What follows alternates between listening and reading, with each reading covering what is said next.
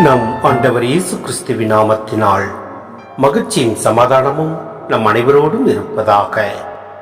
எசாயா 30:8-17 முடிய.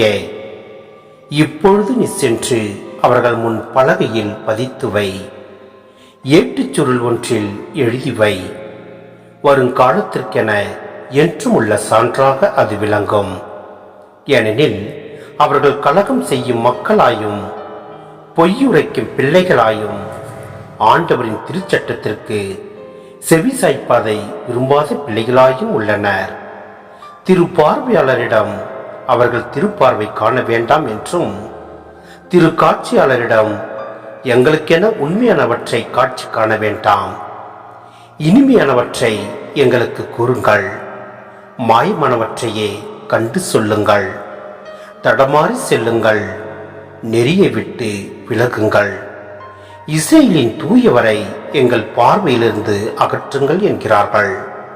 ஆதலால் இஸ்ரேலின் தூயவர் கூறுவது இதுவே: என் எச்சரிக்கையை நீங்கள் அவமதித்தீர்கள், அடக்கி ஆள்வதிலும் ஒடுக்குவதிலும் நம்பிக்கை வைத்தீர்கள், அவற்றையே பற்றி கொண்டிருந்தீர்கள். ஆதலால் உயர்ந்த மதில் சுவரில் இடிந்து விழும் தருவாயில் உள்ள பிளவு திடீர் என்று நொடிப்பொழுதில் சரிந்து விழுவது போல் இந்த தீச்செயல் உங்கள் மேல் விழும்.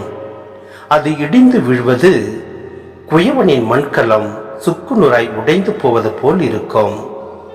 அடுப்பிலிருந்து நெருப்பு எடுப்பதற்கோ பள்ளத்திலிருந்து நீர் முள்வதற்கோ உடைந்த துண்டுகளில் எதுவுமே உதவாது. என் தலைவரும் இஸ்ரேலின் தூயவருமான ஆண்டவர் கூறுவது இதுவே: நீங்கள் என்னிடம் திரும்பி வந்து அமைதி உற்றால் விடுதலை பெறுவீர்கள், அமைதியிலும் நம்பிக்கையிலுமே நீங்கள் வலிமை பெறுவீர்கள். நீங்களோ ஏற்க மறுத்தீர்கள். முடியாது, நாங்கள் குதிரை ஏறி விரைந்தோடத்தான் செய்வோம் என்கிறீர்கள். ஆம், தப்பியோடத்தான் போகிறீர்கள். விரைந்தோடும் தேரில் ஏறி செல்வோம் என்கிறீர்கள். ஆம், உங்களை துரைத்து வருபவர் விரைந்து வருவார். ஒருவன் மிரட்ட நீங்கள் 1000 பேர் ஓடுவீர்கள். 5 அச்சுறுத்த நீங்கள் உயிர் தப்பி ஓடுவீர்கள். மலை உச்சி கொடிமரம் போல் குன்றின் மேல் சின்னம் போல் எஞ்சி நிற்பீர்கள். ஒருவன் மிரட்ட நீங்கள் 1000 பேர் ஓடுவீர்கள். 5 அச்சுறுத்த நீங்கள் உயிர் தப்பி ஓடுவீர்கள். மலை உச்சி கொடிமரம் போல் குன்றின் மேல் சின்னம் போல் எஞ்சி நிற்பீர்கள். சிந்தனை: இறைவாக்கினர் வழியாக ஆண்டவர் யூதாவின் மக்களோடு பேசினார்.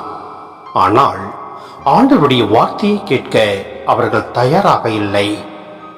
எப்போதும் மகிழ்ச்சி தரும் செய்திகளையே அவர்கள் கேட்க விரும்பினர். உண்மையை அறிந்து செயல்பட அவர்கள் விரும்பவில்லை. பல நேரங்களில் உண்மை மகிழ்ச்சியை கொடுப்பதில்லை, ஆறுதலை தருவதில்லை. எனவேதான் மக்கள் மகிழ்ச்சியை கொடுப்பதாக காட்டிக்கொள்ளும் பொய்களாலும் புரட்டுகளாலும் ஈர்க்கப்படுகின்றனர். உண்மையை ஏற்றுக்கொள்வது கசப்பாக இருந்தாலும் நாளடைவில் அதுவே மகிழ்ச்சியை தரும். எனவே நாம் பொய்களாலும் புரட்டுகளாலும் ஈர்க்கப்படாமல் உண்மை பேசி ஆண்டவரில் நிலைத்து நிற்போம். எல்லாம் வல்ல இறைவன் நம்மை நிறைவாய் ஆசீர்வதிப்பார். ஆமென்.